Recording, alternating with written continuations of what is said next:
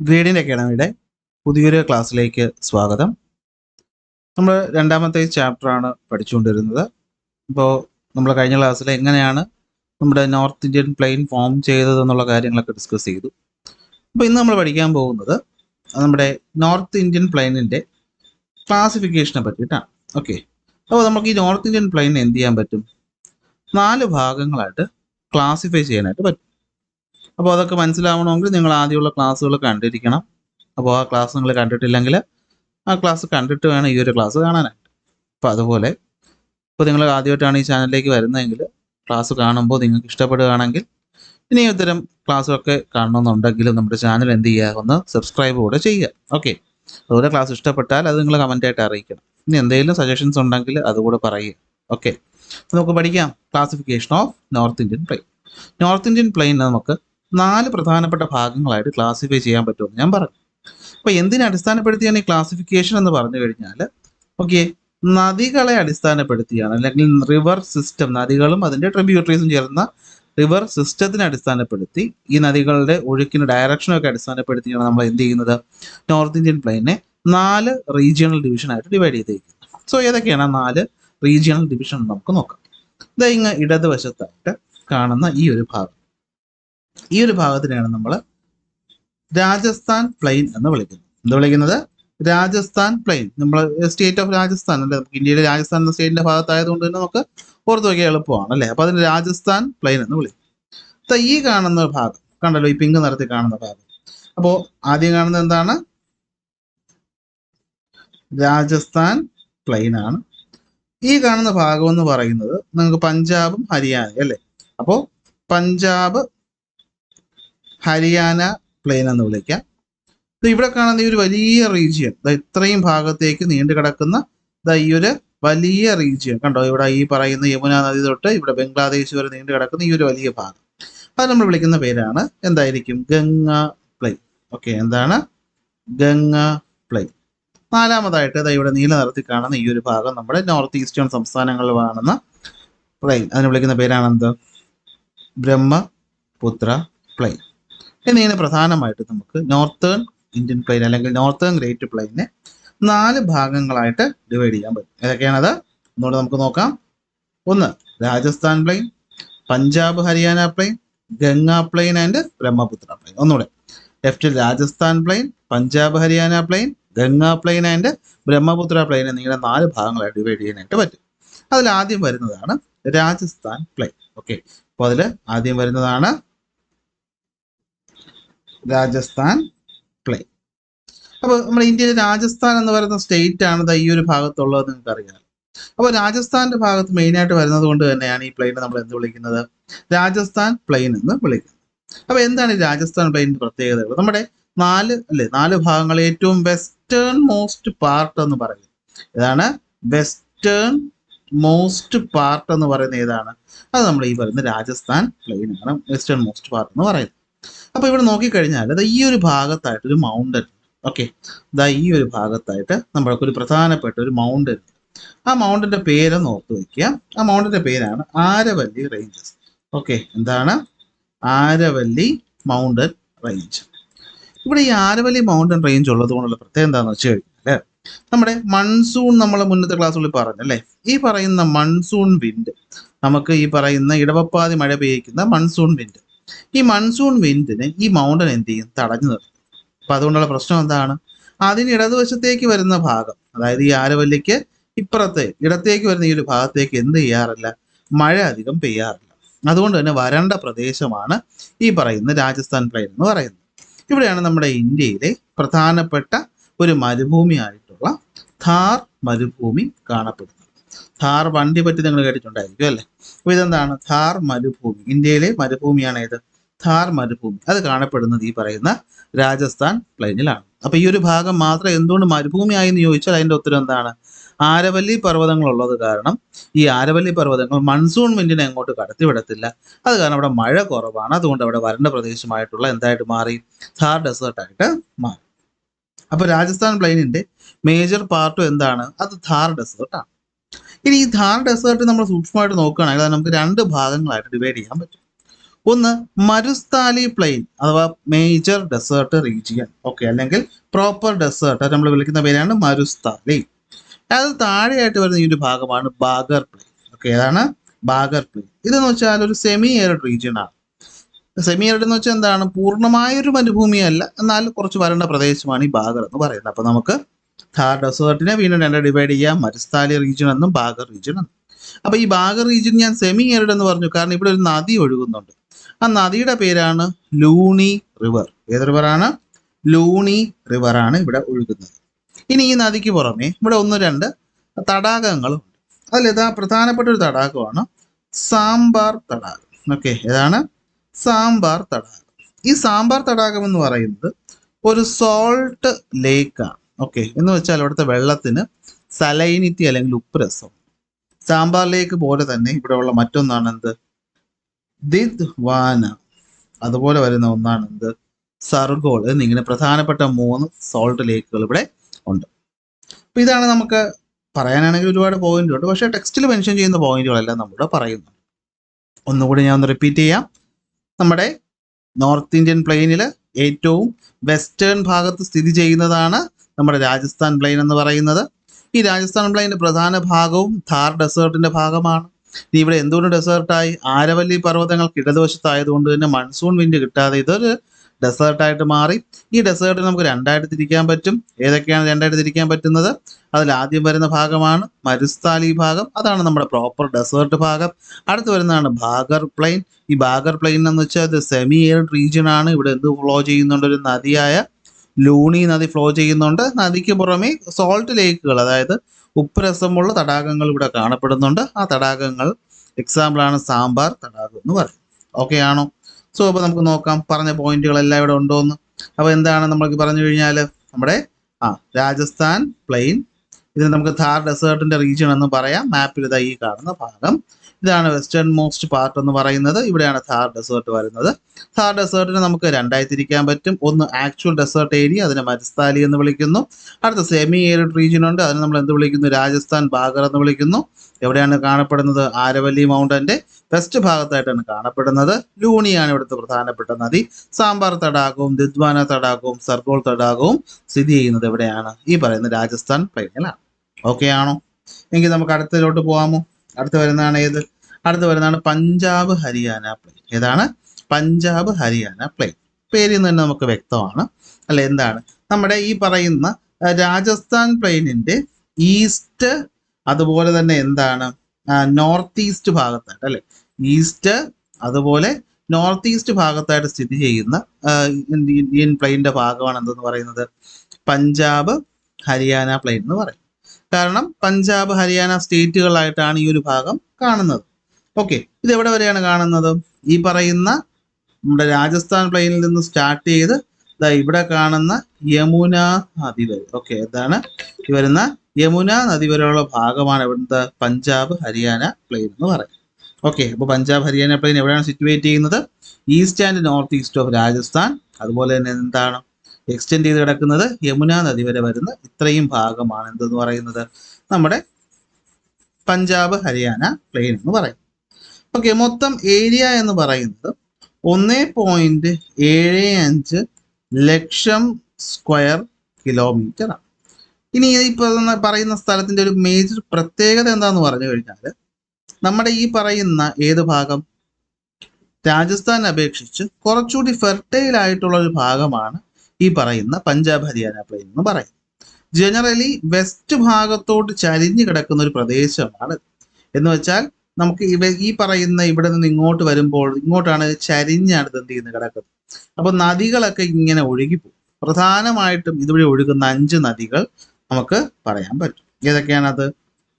നമ്മുടെ ഇൻഡസ് നദി ഉണ്ടല്ലോ, സിന്ധു നദി, ഇതിൻ്റെ 5 ട്രിബ്യൂട്ടറി പഠിച്ച ഓർമ്മയുണ്ടോ? ജലം, ചിനാബ്, രവി, ബിയാസ്, സത്ലജ്. ഈ നദികളുടെ ഡെപ്പോസിഷൻ കഴിഞ്ഞ ക്ലാസ് നമ്മൾ പഠിച്ചാണല്ലോ. ഡെപ്പോസിഷൻ കാരണമാണ് എന്ത് ഫോം ചെയ്യുന്നത്? നമ്മുടെ ഈ പറയുന്ന പ്ലെയിൻസ് ഫോം ചെയ്യുന്നത്. അപ്പോൾ അതിൽ പഞ്ചാബ് ഹരിയാന പ്ലെയിൻ ഫോം ചെയ്തത് ഏത് നദികൾ കാരണമാണ്? അത് ഈ പറയുന്ന 4 നദികളാണ്. ഏതൊക്കെയാണ്? ജലം, ചിനാബ്, രവി, ബിയാസ്, സത്ലജ്. അഞ്ച് നദി, അഞ്ച് അല്ലേ, പാഞ്ച്. ഹിന്ദിയിൽ അഞ്ചിന് നമ്മൾ എന്ത് വിളിക്കും? പാഞ്ച് എന്ന് വിളിക്കും. അങ്ങനെയാണ് ഈ പറയുന്ന സ്ഥലത്തിന് എന്ത് പേര് വന്നത്? പഞ്ചാബ് എന്ന പേര് വന്നത് ഈ 5 നദികൾ കാരണമാണെന്നാണ് പറയപ്പെടുന്നത്. ഓക്കെ, അപ്പോൾ പഞ്ചാബ് ഹരിയാന പ്ലെയിൻ പ്രധാനപ്പെട്ട പോയിന്റ് എന്ന് പറയുന്നത് എന്താണ്? രാജസ്ഥാന്റെ ഭാഗം തൊട്ട് നമ്മുടെ യമുന നദി വരെയുള്ള ഭാഗത്ത് കാണുന്ന 1.75 ലക്ഷം സ്ക്വയർ കിലോമീറ്ററിൽ വെസ്റ്റിലോട്ട് ചരിഞ്ഞ് കിടക്കുന്ന ഒരു റീജിയനാണ് ഈ പഞ്ചാബ് ഹരിയാന പ്ലെയിൻ എന്ന് പറയുന്നത്. അപ്പോൾ പ്രധാനമായിട്ട് ഇത് ഫോം ചെയ്യാൻ കാരണമായ നദികൾ 5 എണ്ണം. ഏതൊക്കെയാണ് 5 നദി? അത് 5ഉം ഇൻഡസ് നദിയുടെ ട്രിബ്യൂട്ടറീസ് ആണ്. ജലം, ചിനാബ്, രവി, ബിയാസ്, സത്ലജ്.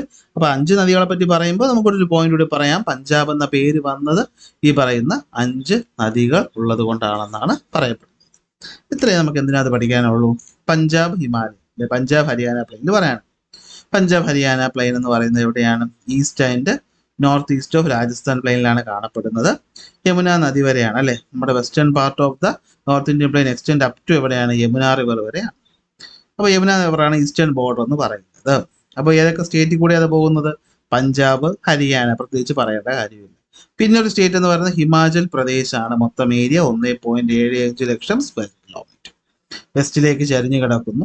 അതിൽ പഞ്ചാബ് ഹിമാലയ നമ്മൾ എടുത്തു പറഞ്ഞു കഴിഞ്ഞാൽ ഈ നദിക്ക് ഫോർമേഷന് പിന്നിൽ 5 നദികളുണ്ട്. സത്ലജ്, ജലം, ചിനാബ്, രവി, ബിയാസ്. സോ വന്ന പേര് 5 നദികൾ ഉള്ളത് കൊണ്ട് എന്ത് പേര് കിട്ടി? പഞ്ചാബ് എന്ന പേര് കിട്ടി. അങ്ങനെയാണെങ്കിൽ നമുക്ക് എന്ത് ചെയ്യാം? അടുത്തതിലോട്ട് പോവാം. അടുത്ത് വരുന്നത് ഏതായിരിക്കും? അടുത്ത് വരുന്നതാണ് നമ്മുടെ ഗംഗാ സമതലം എന്ന് പറയും. ഇത് മൂന്നിലും വെച്ചിട്ട് ഏറ്റവും ഇമ്പോർട്ടൻ്റ് ആയിട്ട് വരുന്ന ഭാഗമാണ് ഏത്? ഗംഗാ സമതലം എന്ന് പറയും. ഓക്കെ, അപ്പൊ നമുക്ക് നോക്കാം. പഞ്ചാബ് സമതലത്തിന്റെ ഈസ്റ്റിലായിട്ട്, അപ്പൊ ഇവിടെയായിട്ടാണ് നമ്മുടെ പഞ്ചാബ് പ്ലെയിൻ ഉണ്ടായിരുന്നത് അല്ലേ. അപ്പൊ ഈ പഞ്ചാബ് പ്ലെയിനിന്റെ വലതുവശം, അപ്പൊ ഈസ്റ്റ് ഡയറക്ഷനിലായിട്ട് ഈ പറയുന്ന യമുന നദി മുതൽ, ഇവിടെയുള്ള യമുന നദി മുതൽ ഇവിടെ കാണുന്ന ബംഗ്ലാദേശ് എന്ന് പറയുന്ന രാജ്യം വരെ വരന്ന് കിടക്കുന്ന ഈ ഒരു ഭാഗത്തിനെയാണ് നമ്മൾ എന്ത് വിളിക്കുന്നത്? ഗംഗാ പ്ലെയിൻ എന്ന് വിളിക്കുന്നത്. എന്ത് വിളിക്കുന്നത്? ഗംഗാ പ്ലെയിൻ എന്ന് വിളിക്കും. അപ്പൊ എവിടെയാണ്? ഈ പറയുന്ന ഇവിടെ കാണുന്ന യമുന നദി തൊട്ട് ആർക്ക് വലതുവശത്ത്? പഞ്ചാബ് ഹരിയാന പ്ലെയിനിന്റെ ഈസ്റ്റില് യമുന നദി തൊട്ട് ഇങ്ങറ്റത്ത് കിടക്കുന്ന ബംഗ്ലാദേശ് എന്ന് പറയുന്ന രാജ്യം വരെ എക്സ്റ്റെൻഡ് ചെയ്ത് കിടക്കുന്ന ഒരു ഭാഗമാണ് ഗംഗാ പ്ലെയിൻ എന്ന് പറയുന്നത്. ഉത്തരാഖണ്ഡ്, ഉത്തർപ്രദേശ്, ഹരിയാനയുടെ കുറച്ച് ഭാഗം, അതുപോലെ തന്നെ നമ്മുടെ ഡൽഹി, ജാർഖണ്ഡ്, വെസ്റ്റ് ബംഗാൾ എന്നൊക്കെ പറയുന്ന സ്റ്റേറ്റിലൂടെ കടന്നു പോകുന്ന ഗംഗാ പ്ലെയിനിന്റെ മൊത്തം ഏരിയ എന്ന് പറയുന്നത് 3.75 ലാക്ക് സ്ക്വയർ കിലോമീറ്റർ ആണ്. അപ്പൊ ആര് അല്ലെങ്കിൽ ഏത് നദി കാരണം ഇത് ഫോം ചെയ്തതെന്ന് ചോദിച്ചാൽ അതിനൊരു ഉത്തരം പറയാന്ന് വെച്ചാൽ ഈസിയാണ് അല്ലേ. ഗംഗാ നദി. ഗംഗാ നദിയും അതിന് ട്രിബ്യൂട്ടറീസ് നമ്മൾ കഴിഞ്ഞ ചാപ്റ്ററിൽ പഠിച്ചു. ചാപ്റ്ററിലെ കഴിഞ്ഞ ക്ലാസ് നമ്മൾ പറഞ്ഞല്ലേ ഗംഗാ നദികളുടെ ട്രിബ്യൂട്ടറീസ് ആരൊക്കെയാന്നൊക്കെ ഉള്ളത്. അപ്പൊ അവർ കാരണമാണ് ഇത് ഫോം ചെയ്തത്. അപ്പൊ നോക്കിക്കഴിഞ്ഞാൽ നമ്മുടെ പഞ്ചാബ് ഹരിയാന പ്ലെയിൻ എന്ന് പറയുന്നത് വെസ്റ്റ് ഭാഗത്തോട്ട് ചരിഞ്ഞു കിടക്കുന്ന ഒരു പ്രദേശമാണെങ്കിൽ ഗംഗാ പ്ലെയിൻ എന്ന് പറയുന്നത് ഈസ്റ്റേൺ ഭാഗത്തോട്ട് ചരിഞ്ഞു കിടക്കുന്ന ഒരു ഭാഗം നമുക്ക് പറയാം. അതായത് ഇവിടുന്ന് ഇങ്ങോട്ടാണ് സ്ലോപ്പ്. അതുകൊണ്ടാണ് ഗംഗാ നദി എന്ത് ചെയ്യുന്നത്?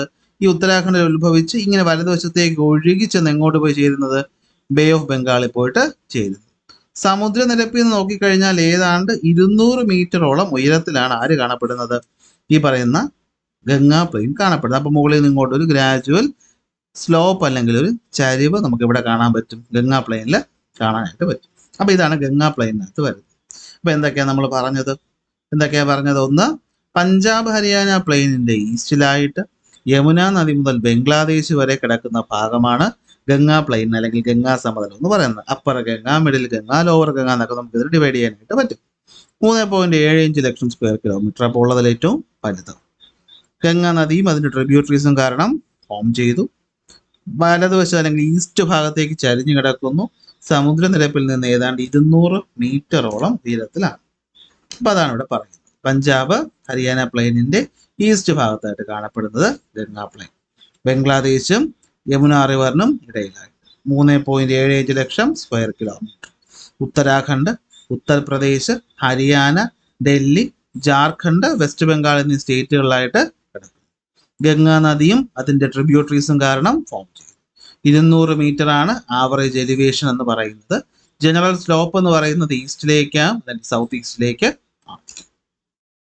അങ്ങനെയാണെങ്കിൽ ലാസ്റ്റ് പോയിന്റിലോട്ട് നമുക്ക് പോകാം. അതാണ് ബ്രഹ്മപുത്ര പ്ലെയിൻ എന്ന് പറയും. അപ്പോൾ ബ്രഹ്മപുത്ര പ്ലെയിൻ എന്ന് പറഞ്ഞു കഴിഞ്ഞാൽ നമ്മളിതിന് പല പേരുകൾ അറിയപ്പെടാറുണ്ട്. ബ്രഹ്മപുത്ര പ്ലെയിൻ എന്ന് പറഞ്ഞാലും അതുപോലെ തന്നെ ആസാം വാലി എന്നും അല്ലെങ്കിൽ ആസാം പ്ലെയിൻ എന്നും അറിയപ്പെടുന്നത് നമ്മുടെ ബ്രഹ്മപുത്ര പ്ലെയിനാണ്. അതിൻ്റെ ഉത്തരം ദാ ഈ ഭാഗത്ത് നോക്കിയാൽ നിങ്ങൾക്ക് മനസ്സിലാക്കാൻ പറ്റും. ഇന്ത്യയിലെ ആസാം എന്ന സ്റ്റേറ്റിലാണ് കൂടുതലായിട്ടും ഈ ഒരു സ്ഥലം കാണപ്പെടുന്നത്. ഓക്കെ, അപ്പോൾ ആസാം എന്ന സ്റ്റേറ്റിൽ കാണപ്പെടുന്ന ഒരു റീജിയനാണ് എന്തെന്ന് പറയുന്നത് ഈ പറയുന്ന ബ്രഹ്മപുത്ര പ്ലെയിൻ. അതുകൊണ്ട് നമ്മൾ ഇതിനെ എന്താണ് ആസാം വാലി അല്ലെങ്കിൽ ആസാം പ്ലെയിൻ എന്ന് വിളിക്കാറുണ്ട്. ഓക്കെ, അപ്പോൾ നമുക്ക് നോക്കാം എവിടെ മുതൽ എവിടെ വരെയാണ്. ഓക്കെ, നമ്മുടെ ആസാം എന്ന് പറയുന്ന സ്റ്റേറ്റ് കണ്ടല്ലോ. ഈ ആസാം എന്ന് പറയുന്ന സ്റ്റേറ്റിന്റെ ഈസ്റ്റേൺ മോസ്റ്റ് പോയിന്റ് ദാ ഇവിടെ, അത് മുതൽ ദാ ഇവിടെ ഒരു നദിയുണ്ട്. ആ നദിയുടെ പേരാണ് ധൂബ്രി. ഓക്കെ, ധൂബ്രി നദി എന്നൊരു സ്ഥലമാണ്. ഓക്കെ, ഈ ധൂബ്രി നിങ്ങൾ വാട്ടർ വൈസ് ഒക്കെ പഠിക്കുമ്പോൾ പഠിക്കും. സാദിയ എന്ന് പറയുന്ന ഇവിടുത്തെ ഒരു സ്ഥലമുണ്ട്. അതുകൊണ്ട് ധൂബ്രി വരെയാണ് നാഷണൽ വാട്ടർ വേ 2 ഉള്ളത്. ആ കൺഫ്യൂഷൻ ഒന്നും വേണ്ട. എന്താണ് നമ്മുടെ ആസാമിന്റെ ഈസ്റ്റേൺ ഭാഗം തൊട്ട് ആസാമിന്റെ ഈ പറയുന്ന ഈസ്റ്റേൺ ഭാഗം തൊട്ട് ധൂബ്രി എന്ന് പറയുന്ന ഭാഗം നമ്മുടെ ബംഗ്ലാദേശ് ബോർഡറിന്റെ അടുത്തായിട്ട് വരും. അതുവരെയാണ് എന്ത് എക്സ്റ്റെൻഡ് ചെയ്ത് കിടക്കുന്നത് ഈ പറയുന്ന ആസാം പ്ലെയിൻ അല്ലെങ്കിൽ ആസാം വാലി അല്ലെങ്കിൽ ബ്രഹ്മപുത്ര പ്ലെയിൻ എക്സ്റ്റെൻഡ് ചെയ്ത് കിടക്കുന്നു. മൊത്തം 720 കിലോമീറ്റർ ലെങ്തിൽ ഏതാണ്ട് 60 to 70 കിലോമീറ്റർ ആണ് ഇതിന്റെ വിഡ്ത്ത് എന്ന് പറയുന്നത്. പ്രധാനമായിട്ടും ഫോം ചെയ്യുന്നത് ബ്രഹ്മപുത്ര റിവർ കാരണമാണ്. നമ്മുടെ മറ്റ് 2 പ്ലെയിനിനേക്കാളും കുറച്ച് വ്യത്യസ്തമായിട്ടുള്ള ഒന്നാണ് ഈ പറയുന്നത് ബ്രഹ്മപുത്ര പ്ലെയിൻ എന്ന് പറയുന്നത്. ബ്രഹ്മപുത്ര നദി കൊണ്ടുവരുന്ന സെഡിമെന്റുകൾ ഡെപ്പോസിറ്റ് ചെയ്ത് ഇവിടെ ഒരുപാട് ബ്രൈഡഡ് ചാനലുകളൊക്കെ ഫോം ചെയ്യാറുണ്ട്. അപ്പോൾ അതിലോട്ടൊക്കെ നമുക്ക് പിന്നീട് പോകാൻ, ഇപ്പോൾ ടെക്സ്റ്റ് പറയാത്തതുകൊണ്ട് ഞാൻ കൂടുതലൊന്നും പറയുന്നില്ല. ഇനി ബൗണ്ടറീസിനെ പറ്റി നോക്കുകയാണെങ്കിൽ ഈ മുകൾ ഭാഗത്തായിട്ട് നമ്മുടെ ഈസ്റ്റേൺ ഹിമാലയ പർവ്വതം ബൗണ്ടറി ആയിട്ടുണ്ട്. നമുക്ക് ഈ പറയുന്ന ഈ നോർത്തേൺ ഭാഗത്തായിട്ട് ഈസ്റ്റേൺ ഭാഗത്ത് നോക്കിക്കഴിഞ്ഞാൽ നമ്മുടെ ഗാരോ, ജയന്തിയ, മിഗിർ MIKIR മിഗിർ ഹിൽസ് ഒക്കെ എന്താണ് ഈ പറയുന്ന ഈസ്റ്റേൺ ബൗണ്ടറി ആയിട്ട് നമുക്ക് കണക്കാക്കാവുന്നതാണ്. ഓക്കെ, ഏരിയ എന്ന് പറയുന്നത് 56,275 സ്ക്വയർ കിലോമീറ്റർ ആണ്. ഓക്കെ, 56,275 സ്ക്വയർ കിലോമീറ്റർ ആണ് മൊത്തം ഏരിയ എന്ന് പറയുന്നത്. ബ്രഹ്മപുത്ര റിവർ, അതിൻ്റെ ട്രിബ്യൂട്ടറീസ് ആയിട്ടുള്ള ടീസ്റ്റ ഒക്കെ നിങ്ങൾക്ക് ഓർമ്മയുണ്ടല്ലോ അല്ലേ, ടീസ്റ്റ. അതുപോലെ നമ്മുടെ മനാസ് നാഷണൽ പാർക്കൊക്കെ മാർക്ക് ചെയ്ത് പഠിച്ചതാണ്. മനാസ്, ലോഹിത്, അതുപോലെ ദിബംഗ് ഒക്കെ നമ്മൾ കഴിഞ്ഞ ക്ലാസ്സിൽ പറഞ്ഞു. ദിബംഗും ഒക്കെ ചേർന്നിട്ടാണ് എന്ത് ഫോം ചെയ്യുന്നത് ഈ ബ്രഹ്മപുത്ര പ്ലെയിൻ ഫോം ചെയ്തത്. ഇപ്പൊ ഈ പറയുന്ന പ്ലെയിൻസിലെല്ലാം കാണുന്ന അലൂവിയൽ സോയിലാണ്. അതിൽ നമ്മൾ ഈ പറയുന്ന ബ്രഹ്മപുത്ര പ്ലെയിൻ നോക്കിക്കഴിഞ്ഞാൽ ഇവിടെ നമുക്ക് അലൂവിയൽ ഫാൻസ് കാണാൻ പറ്റും. എന്ത് കാണാൻ പറ്റും? Alluvial fans. എന്താണ് അലൂവിയൽ ഫാൻസ് ഉള്ളതെന്നുള്ളത് ഞാൻ എന്ത് ചെയ്യാം അടുത്ത ക്ലാസ്സിൽ പറഞ്ഞുതരാം. അത് നമുക്ക് കുറച്ചധികം കാര്യങ്ങൾ അതുമായിട്ട് ബന്ധപ്പെട്ട് പറയാനായിട്ട്. അപ്പോൾ ഇതാണ് നമ്മുടെ ബ്രഹ്മപുത്ര പ്ലെയിൻ എന്ന് പറയുന്നത്. അപ്പോൾ എന്താണ് ബ്രഹ്മപുത്ര പ്ലെയിൻ? മറ്റൊരു പേര് ബ്രഹ്മപുത്ര വാലി അല്ലെങ്കിൽ ആസാം വാലി അല്ലെങ്കിൽ ആസാം പ്ലെയിൻ എന്നറിയപ്പെടുന്നു. Eastern most part of the north Indian plain ആണ്. നമ്മുടെ ആസാമിന്റെ ഈസ്റ്റേൺ മോസ്റ്റ് എഡ്ജ് തൊട്ട് നമുക്ക് എവിടെയാണ് ധൂബ്രി എന്ന് പറയുന്ന ഭാഗം വരെയാണ് ഈ പറയുന്ന സ്ഥലം എക്സ്റ്റെൻഡ് ചെയ്ത് കിടക്കുന്നത്. 720 കിലോമീറ്റർ ലെങ്ത്, 60 to 70 കിലോമീറ്റർ ആണ് എന്ത് വിഡ്ത്ത് എന്ന് പറയും. ബ്രഹ്മപുത്രയുടെ പ്രധാന ഭാഗം കാണുന്നത് ആസാം എന്ന സ്റ്റേറ്റിൽ ആണ്. മറ്റു സ്ഥലങ്ങളെക്കാളും കുറച്ച് വ്യത്യസ്തമുള്ളൊരു ഭാഗമാണ് ഈ ബ്രഹ്മപുത്ര പ്ലെയിൻ എന്ന് പറയുന്നത്. ഇതിന്റെ ഈസ്റ്റേൺ ഹിമാലയാസ്, ഇപ്പോൾ നോർത്തേൺ ബൗണ്ടറി എന്ന് പറയുന്നത് ഈസ്റ്റേൺ ഹിമാലയവും Patkai Naga hills, Garo Khasi Jaintia hills, Mikir hills ഒക്കെയാണ് എന്ത് ഈ പറയുന്ന നാച്ചുറൽ ബൗണ്ടറി ആയിട്ട് ആക്ട് ചെയ്യുന്നത്. അപ്പോൾ ബ്രഹ്മപുത്ര പ്ലെയിൻ എന്ന് പറയുന്നത് ഏതാണ്ട് 56,275 സ്ക്വയർ കിലോമീറ്ററിൽ എക്സ്റ്റെൻഡ് ചെയ്ത് കിടക്കുന്നുണ്ട്. ബ്രഹ്മപുത്ര നദിയും അതിന്റെ ട്രിബ്യൂട്ടറീസ് ആയിട്ടുള്ള ടീസ്റ്റ, മനാസ്, ലോഹിത്, ദിബംഗ് ഒക്കെ ചേർന്നിട്ടാണ് ഇവിടെ ഫോം ചെയ്യുന്നത്. ഇവിടെ കാണുന്ന പ്രധാനപ്പെട്ട ഒരു കാര്യമാണ് അലൂവിയൽ ഫാൻസ്. അതെന്താന്നുള്ളത് ഞാൻ എന്ത് ചെയ്യാം അടുത്ത ക്ലാസ്സിൽ പറയാം. അപ്പോൾ ഇതാണ് നമ്മുടെ പ്രധാനപ്പെട്ട നോർത്ത് ഇന്ത്യൻ പ്ലെയിനിന്റെ ഡിവിഷൻ എന്ന് പറയുന്നത്. സോ ക്ലാസ് ഇഷ്ടപ്പെട്ടാൽ നിങ്ങൾ ലൈക്ക് ചെയ്യുക, ഷെയർ ചെയ്യുക, സബ്സ്ക്രൈബ് ചെയ്യുക. നോട്ടിന് വേണ്ടി ടെലഗ്രാം ഗ്രൂപ്പിൽ ജോയിൻ ചെയ്യുക. അടുത്ത ക്ലാസ് നമുക്ക് അടുത്ത ടോപ്പിക്കുമായിട്ട് കാണാം.